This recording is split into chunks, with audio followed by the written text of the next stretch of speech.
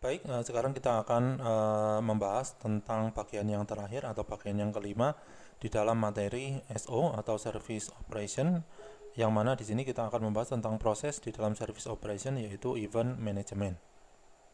Oke, sebelum kita membahas tentang role dan objektif yang ada di dalam event management atau peran dan tujuan dari penggunaan event management, maka seharusnya kita harus paham terlebih dahulu apa yang dimaksud dengan event atau definisi dari event itu sendiri.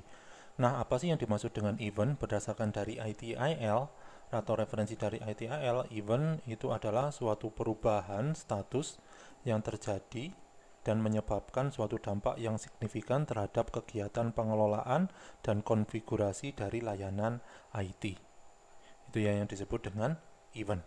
Jadi perubahan status yang terjadi dan berimplikasi atau berdampak yang signifikan terhadap manajemen dan konfigurasi item-item yang ada di dalam layanan IT. Nah, contohnya dari suatu event itu seperti apa? Contohnya event itu adalah kegiatan yang dilakukan oleh administrator misalkan. Nah, administrator ketika login ke router itu sudah dicatat sebagai sebuah event. Ketika service atau layanan itu gagal berjalan, itu juga bisa dicatat sebagai sebuah event. Ketika suatu hard drive itu hampir penuh, itu juga bisa didefinisikan sebagai sebuah event. Jadi segala sesuatu yang terkait dengan status dari suatu service atau layanan itulah yang disebut dengan sebuah event. Nah, di sini proses untuk bisa mencatat atau merecord dari suatu event yang biasanya didukung oleh bantuan teknologi, teknologi yang biasa digunakan untuk mendukung proses pencatatan atau perekordan event ini yang disebut dengan event management tools. Proses yang digunakan untuk merekord itu yang disebut dengan event management. Nah, berarti kita sudah paham nih definisi dari event apa, definisi dari event management itu apa. Sekarang kita akan mencoba untuk membahas objektif dari sebuah event. Nah, tujuan dari penggunaan event itu adalah yang pertama untuk mendeteksi seluruh perubahan status dari suatu layanan IT maupun komponen-komponen yang ada di dalam layanan IT tersebut. Yang kedua adalah untuk mengidentifikasi follow-up action dari kegiatan yang berubah tadi. Yang ketiga itu adalah sebagai suatu referensi bagi proses-proses lain sehingga proses lain itu bisa bekerja atau bisa mulai bekerja.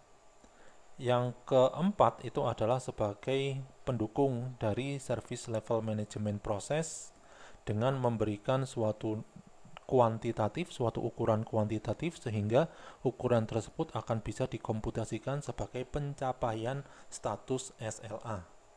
Dan yang terakhir di sini adalah untuk mendukung fase CSI dengan memberikan data-data yang bisa digunakan untuk continual service improvement.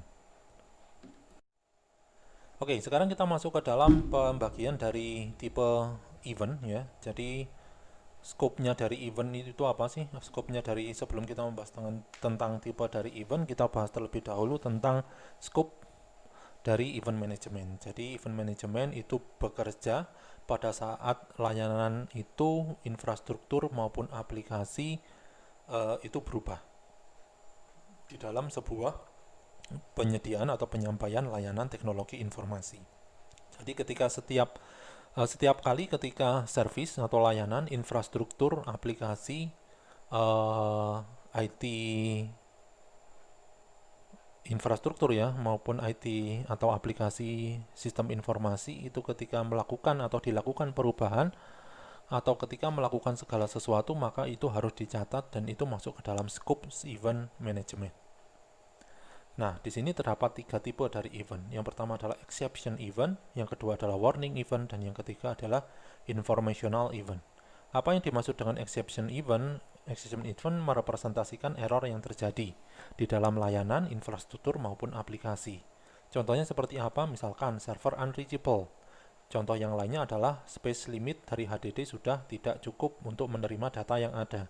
Atau ketika si administrator itu masuk ke dalam router terus dia itu memasukkan password yang salah, maka akan muncul yang disebut dengan exception event.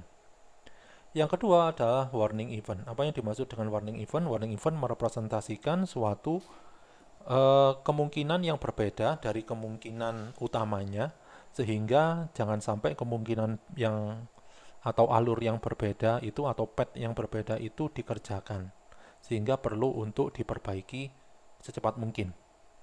Contohnya di sini adalah temperatur dari suatu data center itu sudah tidak berada pada level yang ideal atau tingkat yang ideal.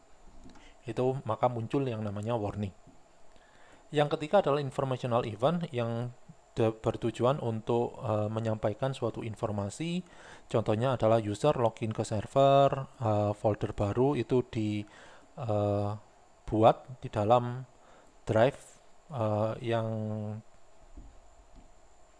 drive sebagai tempat penyimpanan bersama. Ketika ada suatu folder baru, maka drive tersebut akan menyampaikan suatu informasi bahwa ada folder yang ditambahkan. Nah, oke. Jadi itu terkait dengan event management. Baik, jadi itu tadi pembahasan tentang service operation ya, yang kita bagi menjadi 5 bagian. Di bagian pertama kita memahami terlebih dahulu tentang latar belakang. Di bagian yang kedua kita memahami tentang konsep dasar. Di bagian yang ketiga kita membahas tentang service desk.